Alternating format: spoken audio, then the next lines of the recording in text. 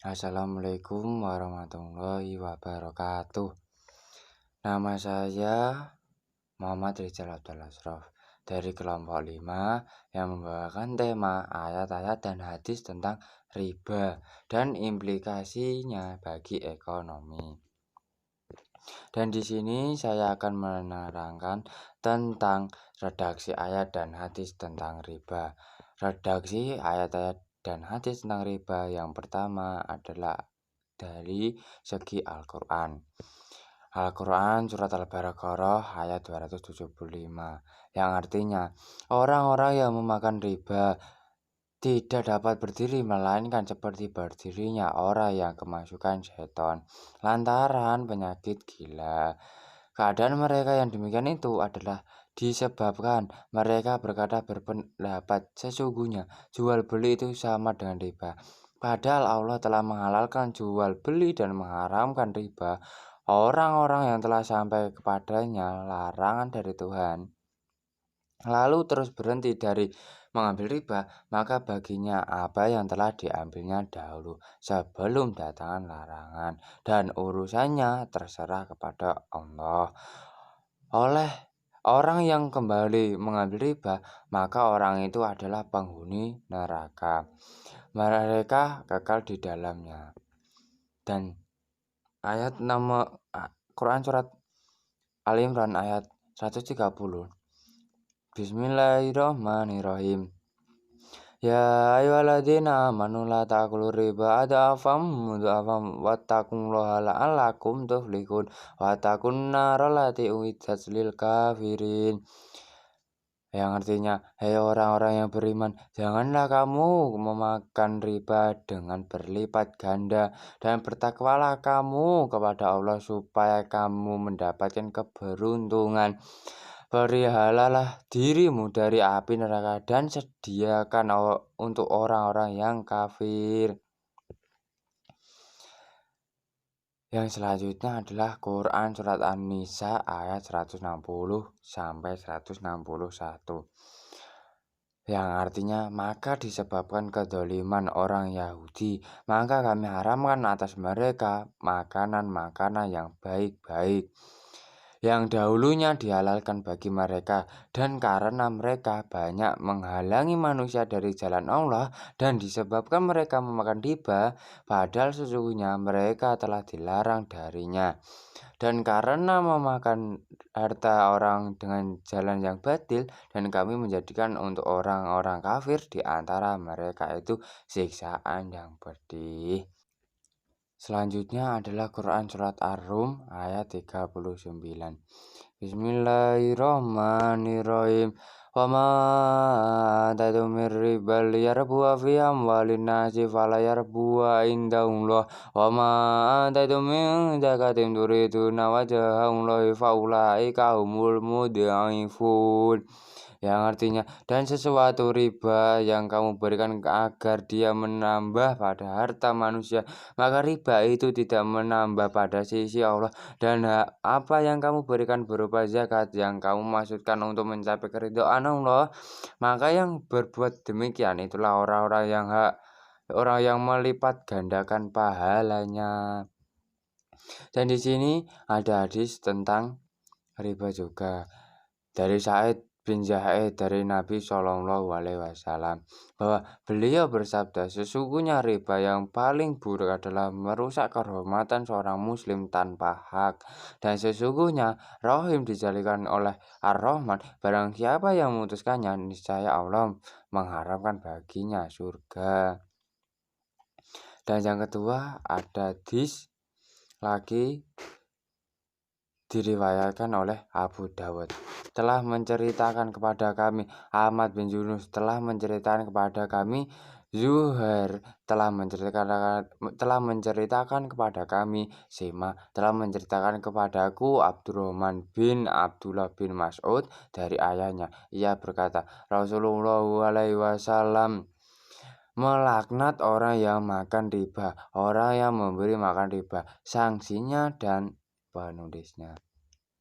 Di sini betul-betul riba itu diharamkan, mulai dari hadis dan dari Al-Quran. Dan selanjutnya ada hadis rawahu Bukhari an Abi Hurairah radhiyallahu anhu Nabi sallallahu alaihi wasallam qala ijtanibu sab'ata mubiqatin qalu ya Rasulullah wa ma hunna qalu syirku billah wa syiru wa qatlu nafsi allati haramallahu illa bil haq wa akalu riba wa aklu malil yatama wa tawalli yaumal zahfi wa qadfu musonati mu'minati ghafilat, yang artinya dari Abu Hurairah radhiyallahu anhu dari Rasulullah shallallahu alaihi wasallam bersabda, jauhilah 7 perkara yang membinasakan. Para sahabat bertanya, wahai Rasulullah, apakah itu? Beliau bersabda, syirik kepada Allah, sihir, membunuh jiwa yang diharamkan oleh Allah kecuali dengan hak, memakan riba, memakan harta anak yatim, kabur dari medan perang, dan menuduh seorang wanita mukmin yang suci berbuat zina. Di sini 7 perkara yang membinasakan manusia, salah satunya adalah riba. Dan itu berkesinambungan pada hadis yang pertama, yang akan merusak kehormatan seseorang muslim tanpa hak dan memutuskan jalinan Ar-Rahman, dan niscaya Allah akan mengharamkan surga baginya. Sekian dari materi redaksi ayat-ayat dan hadis tentang riba. Selanjutnya adalah tafsiran Al-Quran yang akan disampaikan oleh rekan saya. Assalamualaikum warahmatullahi wabarakatuh. Perkenalkan, nama saya Muhammad Tana Saputra dengan NIM 19021010191. Melanjutkan presentasi dari kelompok kami dari poin tafsiran Al-Quran. Quran Surah Al-Baqarah ayat 275. Wa ahallallahu al-bay'a wa harrama riba. Padahal Allah telah menghalalkan jual beli dan mengharamkan riba. Ini adalah perbedaan antara keduanya. Karena Allah menghalalkan jual beli namun mengharamkan salah satu jenisnya, yaitu jual beli yang mengandung riba di dalamnya. Dan Allah menjawab perkataan mereka dengan jawaban ini adalah sebagai memotong kelicikan mereka dan pemutus percakapan dengan mereka. Karena urusan seorang mukmin adalah mentaati memerintah Allah dan setiap perintah maupun larangan tanpa perdebatan, karena keburukan-keburukan riba dan kebaikan-kebaikan jual beli adalah sesuatu yang jelas. Maka bagaimana bisa mereka berkata jual beli itu lainnya riba?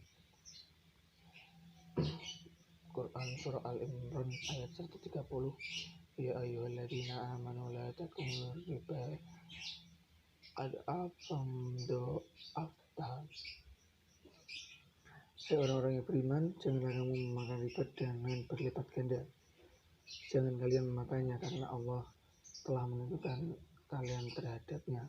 Ini sesuatu yang kalian makan ketika kalian memberi hutang orang lain yang merupakan perkara yang tidak halal bagi kalian di dalam agama. Lanjut Quran Surah An-Nisa yang mempunyai arti yakni disebabkan kezaliman besar orang-orang Yahudi berupa dosa-dosa sebagaimana telah disebutkan dalam ayat-ayat sebelumnya. Yang baik-baik yang dahulunya dihalalkan bagi mereka. Pengharaman ini bukan karena hal lain bagaimana yang mereka klaim.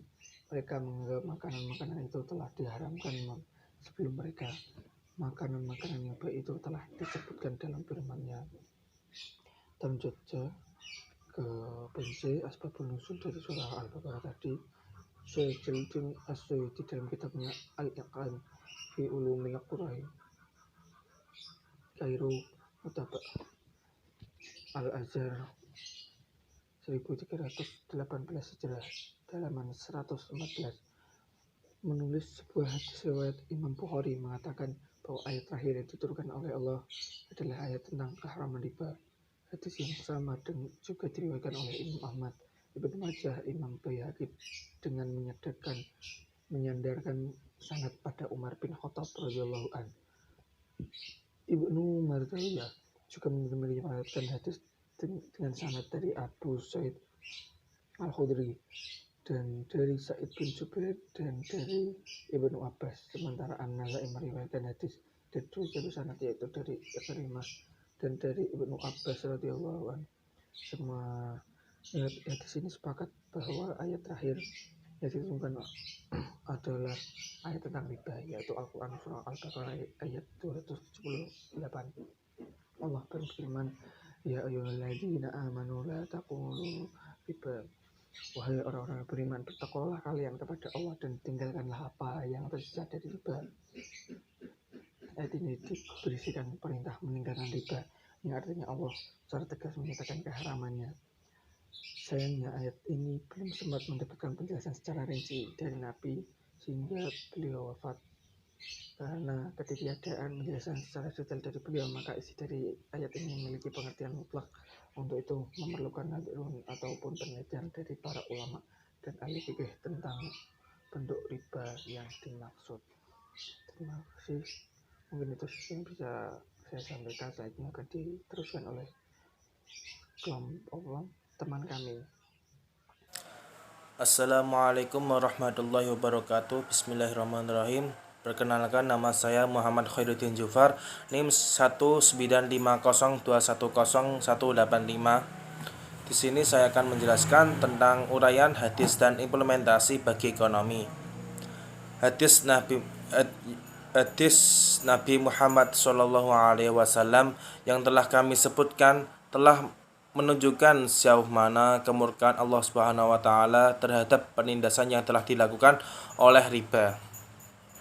Hadis di atas seharusnya membuka mata para pembaca akan bahaya teramat besar bagi riba tersebut.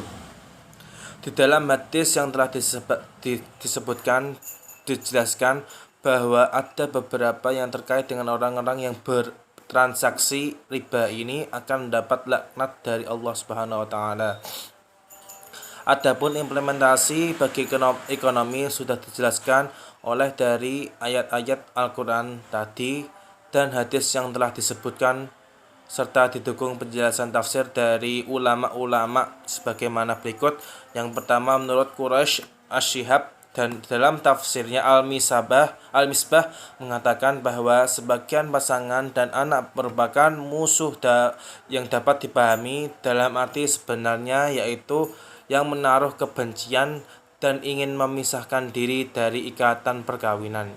Yang kedua, dalam surat At-Taghabun ayat 15 yang menjelaskan tentang Allah juga telah mengarahkan seruannya kepada orang-orang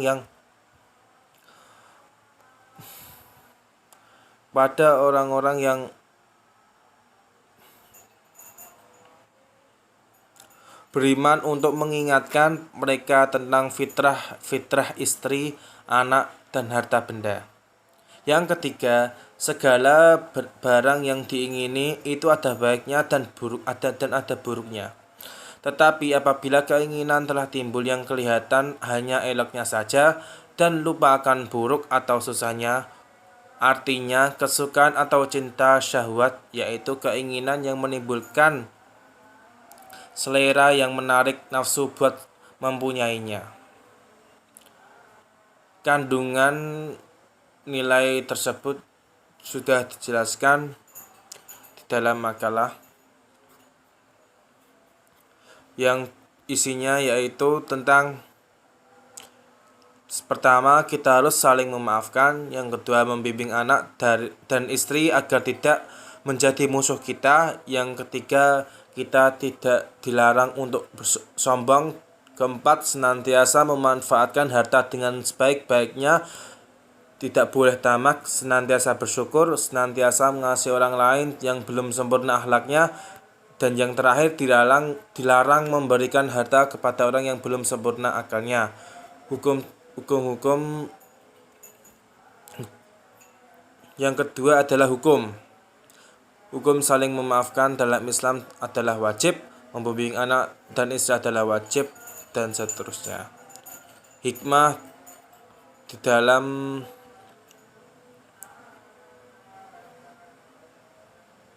di diri sendiri, yaitu menjadi pribadi yang lebih baik, memiliki keluarga samawa, selalu menginfakkan hartanya, menjadi seorang yang tangguh, menjadi orang yang pandai bersyukur, terciptanya rasa kasih sayang antara umat manusia, dan yang terakhir adalah terciptanya ukhuwah Islamiyah.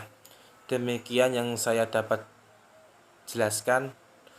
Kurang lebihnya mohon maaf. Wal afu minkum. Wassalamualaikum warahmatullahi wabarakatuh.